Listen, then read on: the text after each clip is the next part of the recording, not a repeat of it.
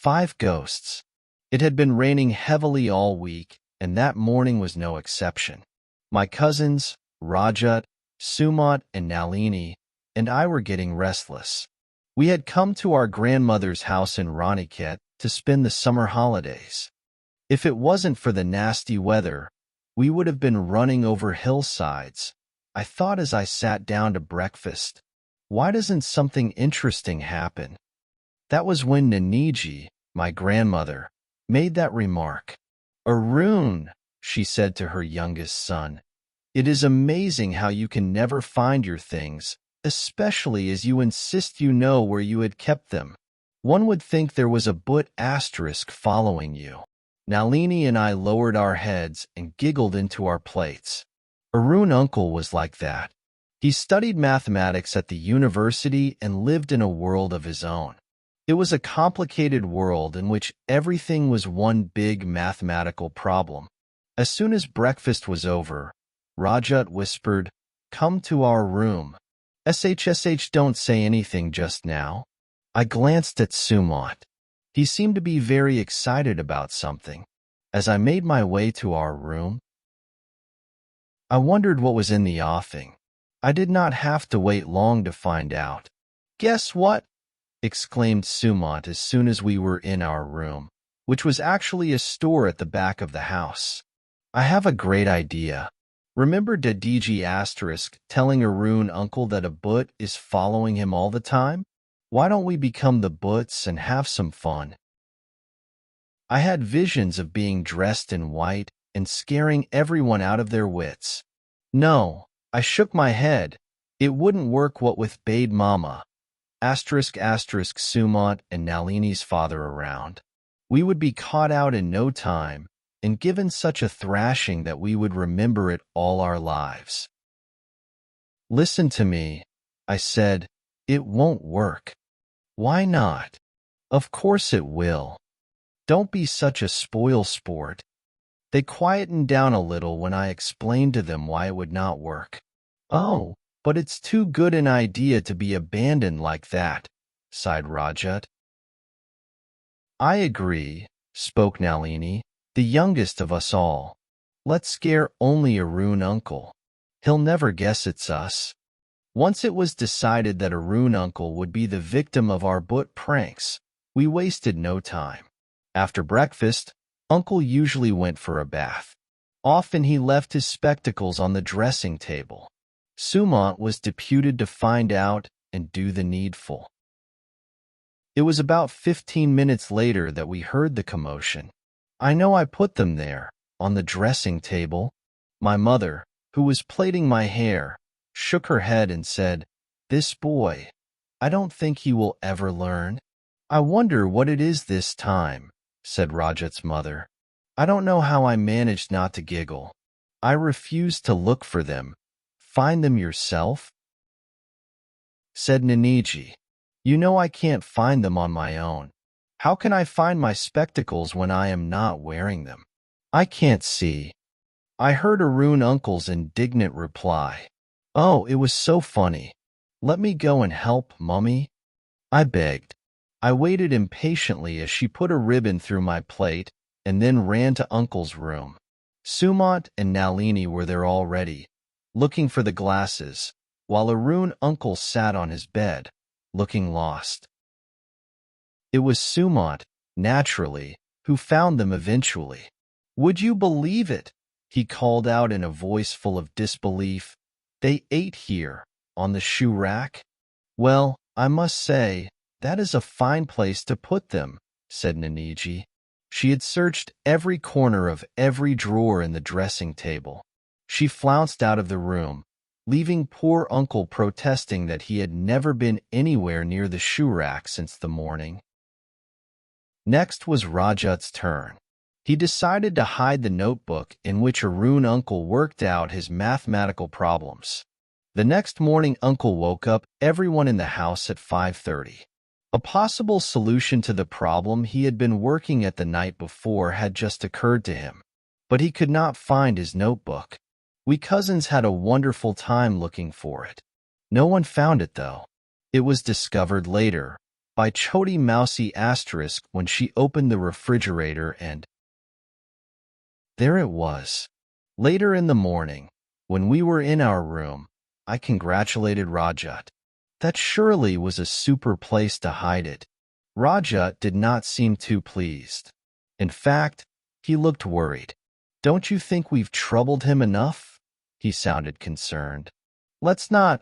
No, screamed Nalini and I together. Now that you've had your turn, Rajat Biya, said Nalini accusingly, you don't want others to get theirs. I don't care. It's my turn next. Listen, interrupted Sumant. I don't think anyone believes that a Buddha is responsible for doing all those things. They believe it's absent-minded Arun uncle. Let's play a prank on someone else, if we have to. Yes, that way we won't be troubling poor Arun uncle, I said. I felt so bad when nobody listened to him today. They all believe he drank water before going to bed and left his notebook in the fridge. Let me make a suggestion, said Rajat. Slowly he explained his plan to us. There was no snag in it. Everyone was sure to get taken in. I tried my best to stay awake that night, but soon my eyelids were drooping. As I drifted to sleep, I wondered how poor Nalini, who had to carry out the plan, would stay awake.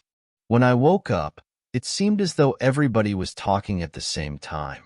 Well, she must have imagined it. I heard my mother. She has been listening to too many stories. Saw a ghost, indeed. This was Nalini's father. Oh, good. Nalini had managed it. I quickly ran to Uncle's room where the voices were coming from. Nalini was lying in her mother's lap, sobbing. Sumant, who was standing behind her, looked at me and winked. She is doing her part well, I said to myself. I tell you I saw it, Mummy, sobbed Nalini. It was white, and it stood just there, near that window. I was not imagining. I tell you I was not. No, child. You weren't. Mamiji asterisk patted her head and kissed her. I have never heard anything so preposterous. Started off Mamaji asterisk asterisk, but Mamiji silenced him with a look. We had planned that Nalini would awaken her mother at night and say she had seen a Buddha. So the next time we performed any pranks, people would think the Buddha had done them. The plan had worked to perfection, thanks to Nalini's acting. Chody Mousy and Nina Mousy had been discussing whether there could possibly have been a supernatural agency at work. Naturally, I was most excited when we three got together in our room, Sumant, Rajat, and I. Nalini was asleep. It's my turn now, I said. Why don't I hide under someone's bed and pull off their bedclothes? I'm not too happy, said Rajat, shaking his head. I don't care whether you approve of it or not. It's my turn, and I'm going to do it. I shall hide under Naniji's bed. I refuse to listen to their protests. Spoil sports, the whole lot of them. That's how I found myself under Naniji's bed that night. I had slipped off after Mummy had gone to sleep. Suddenly I heard a noise beside me. I turned and saw a vague shape next to me. Suman, I exclaimed, keeping my voice down. Why have you come here? I am doing all right on my own. To tell you the truth, I was far from feeling all right. I had been more than a little scared. None of us had been allowed to see Nalini the whole day, for Mamiji insisted that she had had a nasty shock. I wondered if she had, indeed, seen a ghost. No, I shook my head. Of course not. There is no such thing as a ghost. I was glad to see Sumant, though I was not going to admit it. Oh, we're going to have fun, aren't we? He spoke. Funny how voices sound so defiant at night, I thought. A lot of fun indeed. Shall I pull off her blanket first? He asked, in a whisper. No, I'll do it. You've had your turn. hiding the spectacles. I was getting angry and did not bother to lower my voice. Who's it? What's it? What's happening? Naniji was awake. Ho, ho, Sumant burst out. Why didn't he keep quiet? Ho, ho, he went on, sounding quite gleeful. You'll be caught and I'll escape. It's Mina here under the bed, he said, more loudly this time. I could not believe my ears. Before I could turn round and kick him, he had already slipped off. What on earth had come over him? That was how I was caught and packed off to bed. The whole story came out bit by bit all because of Sumant, and he had the cheek to deny that he had been under Naniji's bed with me. I nearly flew at him in anger. Why did you have to give me away? I could have easily escaped. Why did you? Following morning, only Nalini stuck to her story of seeing a ghost. I had much rather not recall the punishment that followed. But that is what I have been telling you. I wasn't there. I was fast asleep in my bed. Why would I do a thing like that, Mina? He sounded worried and scaled. You know, I think there is actually a ghost here. Nalini is not lying when she says she saw something at the window. And let me... Rajat interrupted him. There's something you all must know. Something really strange. I did not put the notebook in the refrigerator. I can't imagine how it could have got there. I had hidden it under Mama's mattress. I stared at Rajat in disbelief. Don't be silly. In spite of my best efforts, my voice quivered. You probably do not remember. I have been wanting to tell you, said Sumant. I had not put the spectacles on the shoe rack. I had hidden them in the bottom left drawer of the dressing table. I could hardly believe my eyes when I saw them on the shoe rack. We stared at each other. I was the first to find my voice. We are B. B being S. S stupid, I stammered. There's N. N, nothing, absolutely N. N, nothing. My voice did not sound convincing, even to me. I had barely finished speaking when a voice broke the silence. It sounded wistful and far off. It said, "We 5 butts did have fun, didn't we?